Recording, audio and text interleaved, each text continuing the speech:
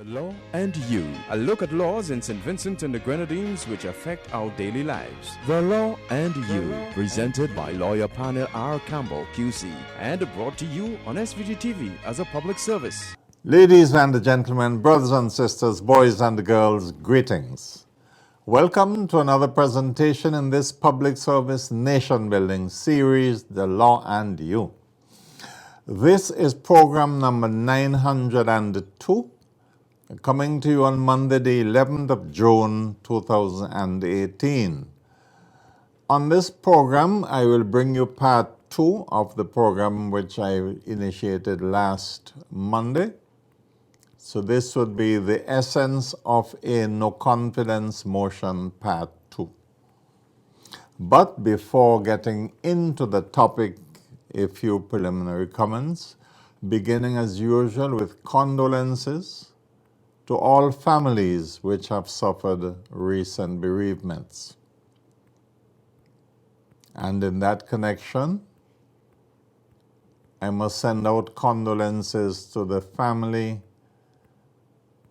and the whole Spiritual Baptist fraternity of the departed Bishop Edmund John, Patriarch of the Spiritual Baptist Archdiocese of St. Vincent and the Grenadines.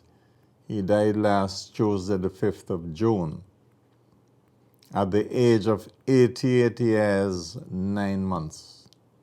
He was born on the 3rd of September, 1929. Bishop John's funeral will be next week, Sunday. That is the 24th of June at the St. Elizabeth Cathedral at Belmont. And I will have some more details for you next week, Monday, DV. Well, as you would expect, it is going to be a funeral of long duration. We'll be starting at the viewing of the body early in the morning, and the service itself would start around midday. Arrangements are trying to be made for the broadcast of the service on both radio and television, but those arrangements have not been finalized. I will tell you more about that on Monday.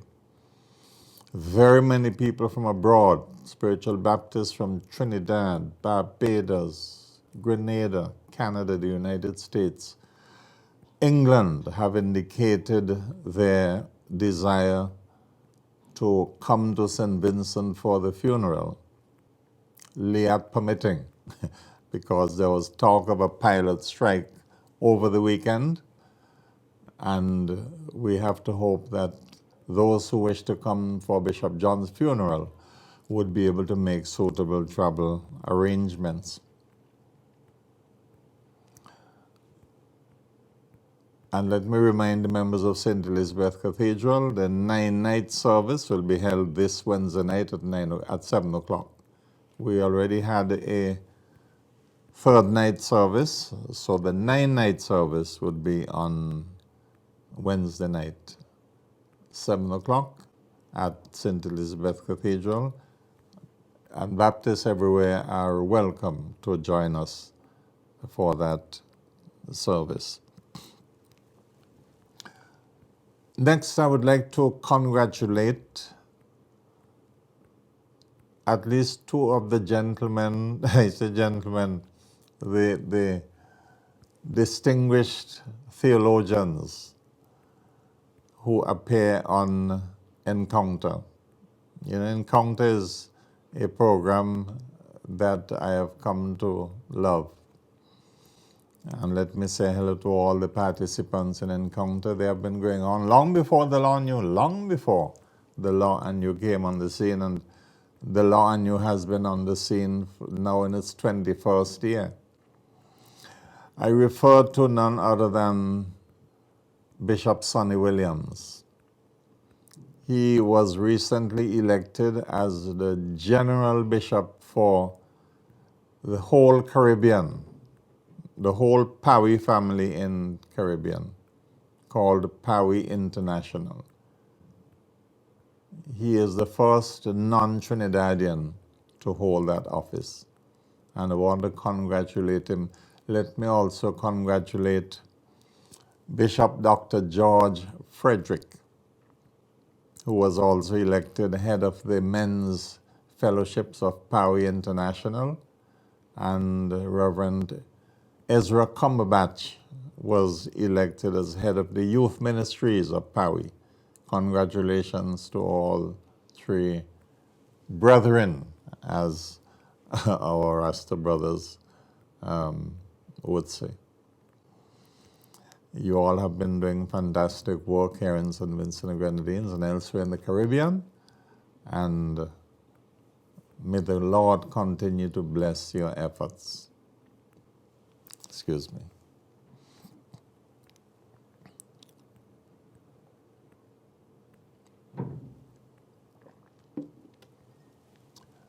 Let me congratulate two of my relatives who got married to each other on Saturday. Kelroy Cunningham and his beautiful bride, Lisa. Now, even though they are my relatives, they're not related to one another because Kelroy is my first cousin on my mother's side. He's the son of the late Malcolm Cunningham, my mother's brother. And Lisa, on the other hand, is my second cousin on my father's side, P.R Campbell. Wish them all the very best as they go forward together. Finally, you will recall, those of you who looked at last week's program, that I sent my greetings and the best wishes to old George Daniel as he attempted to dance his way into the Guinness Book of Records at the Memorial Hall. Unfortunately, when I taped the program on Monday afternoon last week, I didn't realize that he had terminated the attempt earlier that same day, because I was planning to go and greet him at the Memorial Hall on Tuesday morning. But as I listened to television news Monday night, I heard that he had had a fall from the stage and had been advised to discontinue the attempt. Well, I had the occasion to speak to old George both on Saturday and again today. He is leaving tomorrow morning to go back to Canada. And, old George continues to inspire me.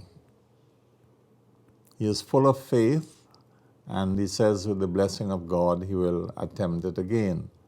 I think this time at a different venue and with a different format, but I want to wish old George all the very best. I was saddened and disturbed to hear that he practically had to pay all the expenses of his visit to St. Vincent, accommodation in St. Vincent, the renting of the hall, which thankfully said the authorities reduced significantly for him. But I hope the next time he attempts that feat here in St. Vincent and Grenadines, or any other feat associated with his endurance, I hope that the authorities would play a greater role in assisting him, because after all, what he will accomplish and has already accomplished has redounded to the benefit of St. Vincent and the Grenadines. So let us hope that the next time he attempts an endurance feat here in St. Vincent and the Grenadines, the event would be given more publicity and would have more involvement at the official level. Old George, if you are looking at this broadcast, I thank you for what you have done already for St. Vincent and the Grenadines, and I look forward to your eventual success in that endeavor. But as the newspapers reported, you have said, and as you yourself have told me, you have already accomplished a lot of the mission in that you have publicized the worthy causes for which you have been attempting this feat. All right, well, part 2 of the topic, no confidence motion. Well, as usual, a topic of that nature, because it is a discussion on what has been a highly controversial subject, continues to generate a lot of discussion. And there are some who express to me their thanks for my exposition on the question of confidence and no confidence. And one particular person with whom I am very close had suggested that I should repeat the program. But I indicated to him that I plan to, in a sense, repeat the salient points of the program tonight and to clarify in greater detail some of the issues I had raised in last week's program. Now, I needn't say to you, who have been following me for most of the 21 years that I have been on the air with the Law on You, I needn't say to you that I am coming from a perspective of genuine information. I am not here to deliver political propaganda for one side or the other. There are times when I would take a particular line in a matter of national discussion. And in taking that line, I may side squarely with the government. There are other times when I would take a line that supports the point of view of the opposition. When I come on the Law and You, I don't regard myself as an advocate for either the government or the opposition. I say it as I see it.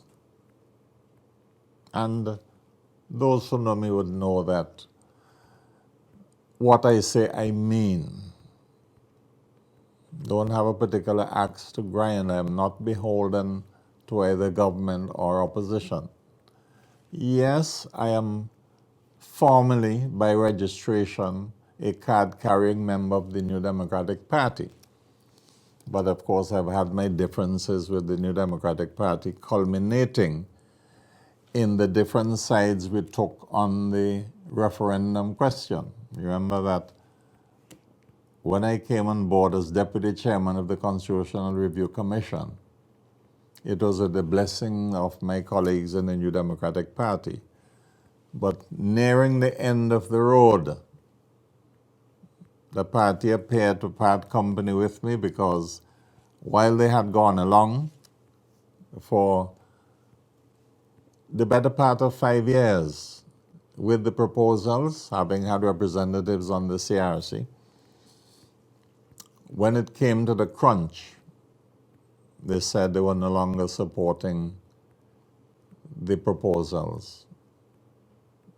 And they, of course, campaigned against the constitutional review proposals, and I was championing the cause of the CRC proposals.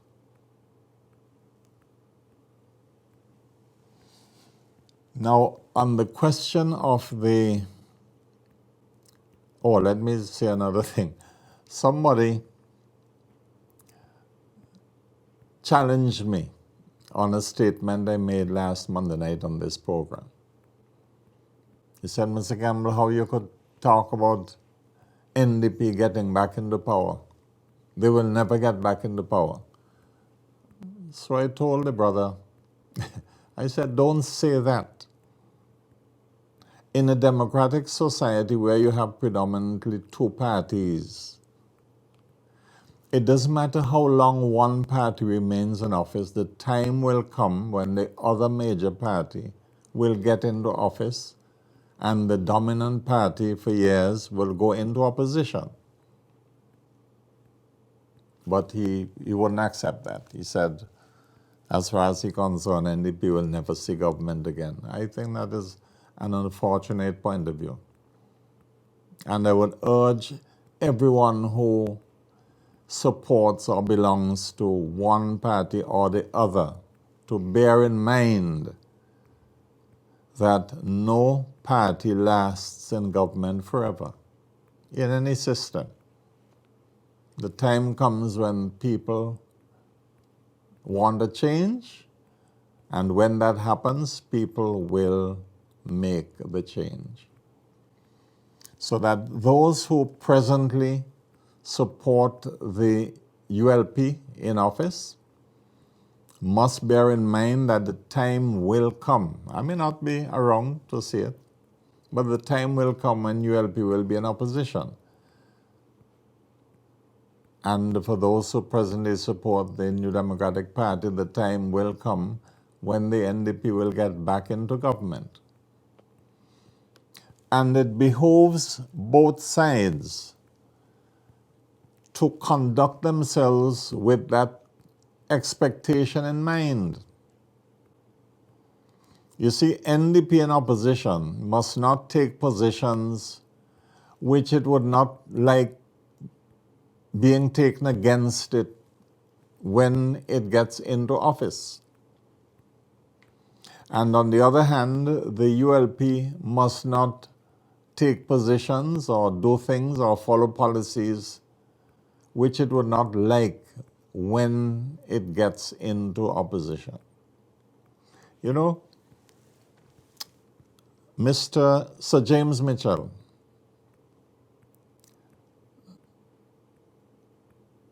when I was in his cabinet, which was, as you know, from May 1987 till September 1995, there were some lessons which he taught us, which were extremely beneficial, certainly to me. And you know, one of the things Mr. Mitchell used to always tell us, whether we're in cabinet or in caucus, he used to say, gentlemen, never let us make a law as government that you can't live under as opposition. He used to always say that. He used to always remind us, gentlemen, we belong to the in and out club. We're in office now. Those were the days when NDP was in power. He said, but he used to tell us the time will come when we would not be in office anymore. And we better make sure we don't pass a single law that we can't live under when we go in opposition. Some of the brothers didn't like to hear that sort of language, but he was brutally frank with us and always kept our feet on the ground and always got us to conduct ourselves in a way that the time would come when we would no longer be in government. And I want to thank Mr. Mitchell for imparting that lesson to us. And at times he would, you know, and men would irritate him, and he would say, the time will come, you know, when we would not be here, and I want to see who will be wilderness material. I always remember that phrase. So he wanted us to conduct ourselves so that we are good wilderness material, so that when the time came and we were in the wilderness, we would know how to survive. That was Sir Mitchell. I mean, there was another slang of his, a slogan. He used to say, gentlemen, interest does not take holidays. And if you think about it, he said, when the government or an individual has a loan and it is interest bearing, interest goes on every single day of the year. The interest doesn't take holidays. Many other things that he taught us. And I'm sure he would have been advising the personnel in the opposition. as to certain do's and don'ts. And I hope they listen to him. A couple days ago, he made a statement about the position of opposition senators, and many people didn't like it, but you have to consider the fundamental good sense of what he was saying at the time. So, let me rehash the main things I said last week about no confidence motions. Remember I said, in the textbooks, motions of no confidence are generally referred to as motions of confidence. In fact, last week, Monday night, having taped the program Monday afternoon, I was listening to the news on BBC, World News. And there was the announcer speaking about emotion of confidence being held in a particular European country. So that whether you call it emotion of confidence or emotion of no confidence, what matters is whether those challenging the government in Parliament have an arithmetic majority and arithmetical majority on their side. In the case of St. Vincent and the Grenadines, only the 15 members of Parliament can vote on a no confidence motion or a confidence motion. And the only question to be answered in that vote is, does the government get a majority of the votes or the opposition gets a majority? If the government has a majority, then a no confidence motion doesn't bring about any change. It is just a tactical maneuver where people cross the floor, and the opposition knows that people have crossed the floor, and the opposition knows it has a majority, then you can properly bring a no confidence motion, because then the no confidence motion would be genuine. You recall what happened in 1972? In 1972, the electorate gave the PPP 6 seats, it gave Labour 6 seats, and gave Mr. Mitchell his seat in the Grenadines. Those days the Grenadines was one constituency, not like now where it's Northern Grenadines and Southern Grenadines. And as a result of that, Mr. Mitchell eventually, and I say eventually about 3 days after the elections, joined with the PPP and formed a coalition government. Called it the Mitchell-PPP Alliance government, okay? You would also recall, when I say you, I mean the older heads, because many of you are not born yet, that in 1974, by August 1974, Joshua had quarreled with Mr. Mitchell. Joshua didn't like the idea of being second fiddle to Mr. Mitchell, who was Premier at the time, and Mr. Joshua was Minister of Agriculture. And at the agricultural exhibition, which was held in August 1974, where they used the Memorial Hall, Richmond Hill School, and the Prep School as the exhibition centers, Joshua opened the exhibition standing on the balcony of Richmond Hill School and gave a parable of the crocodile and the scorpion. He said the scorpion wanted to get from one side, one bank of the river to the other bank, and asked the crocodile to give it a ride. And the crocodile said, okay, and the scorpion then got on the crocodile's back, and the crocodile started to cross, and halfway in the crossing of the river, the scorpion made a joke to the crocodile and said, suppose I sting you, what will happen? And the crocodile said, oh, well, this is what will happen. and the crocodile dove down in the water, causing the scorpion to drown.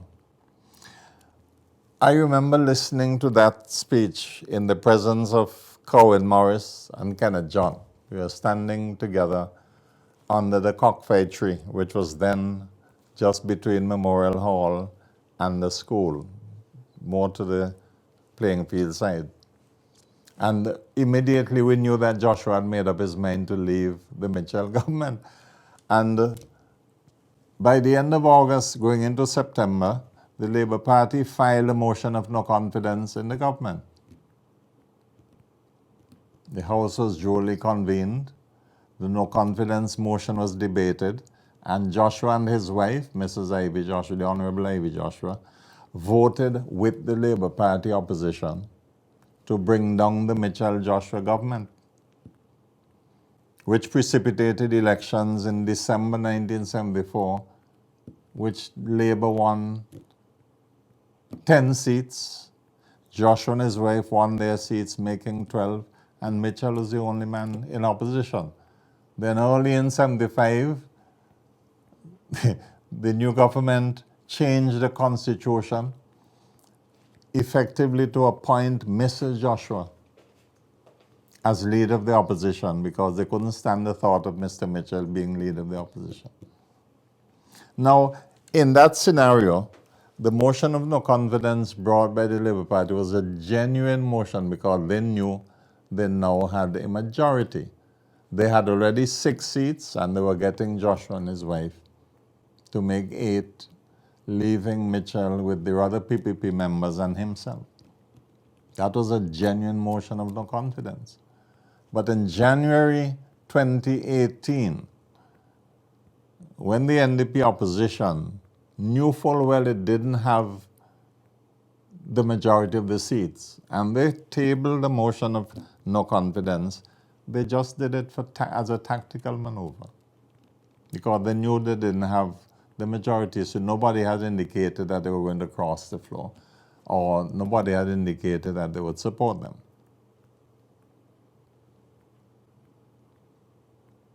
So that I thought I would illustrate using a live, from our own historical experience, that example. So that, to recap, the notion of confidence, I said the notion, not motion, the notion, the idea of no confidence hinges on the majority of seats in the parliament and has nothing to do, as I said last week, nothing to do with whether you support the policies of the government or whether you have a high opinion of the government, nothing to do with opinion. Simply has to do with the number of supporters a government side has from the elected members in parliament. Now, Barbados recently had elections where the BLP won 30 seats, all 30 seats in the House. And the Prime Minister-elect floated the idea that she would have to get the Constitution amended to enable the Governor-General to appoint opposition senators in the Senate. But before she could do that, Dr. Atherley, who had been one of the 30 elected members of the BLP, went over, indicated to the Governor-General and to the Prime Minister that he's going to sit as an opposition member, which he did, and has appointed opposition senators, which he has a right to do because he is leader of the opposition. So Parliament is a question of numbers. And confidence or no confidence is a question as to where do the numbers lie? Who has the greater number of supporters, of seats in the Parliament? As simple as that. So that whenever any motion is brought in the House of no confidence, and the government knows that it has a majority, it is entitled to amend the motion using the majority it has, which the opposition motion is trying to say it doesn't have, because the motion of no confidence is saying, you, the government, have lost the majority on the House. Government say, we've lost a majority. Well, bring your motion and we'll amend it using this majority which you say we don't have. Any motion brought to Parliament can be amended. So you bring a tactical motion, the opposition is, the government is going to use a tactical maneuver to amend your motion. And it will happen any time you bring a motion of no confidence without having the majority of the seats to depend upon. It's as simple as that. It's, as I said before, a question of arithmetic, numbers.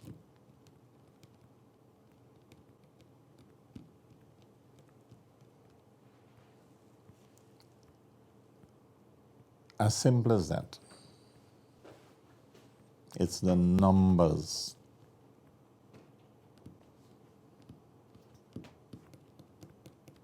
That is what elections are about. So that where a government can command the majority support, it will always defeat a no confidence motion. Always, in any part of the world.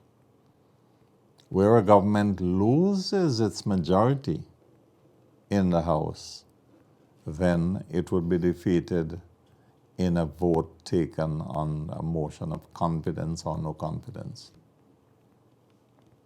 provided that Parliament is allowed to convene, as it was not allowed to convene in the case of St. Kitts. All right, well, I don't intend to return to that topic for a good little while. I have other matters to talk about, but I thought I would make that point crystal clear, because I still hear this talk about the government having taken advantage and having unconstitutionally amended the motion of no confidence. And nothing unconstitutional about that at all. Nothing unconstitutional about a government using the majority which you say it hasn't got to defeat a motion of no confidence. All right? Okay. Well, that is it from this program of The Law and You. I look forward to being of further service to you next week, Monday, DV, for another presentation in this public service nation building series, The Law and You. Do have a pleasant week, ladies and gentlemen, brothers and sisters, boys and girls, and may the good Lord continue to bless us all.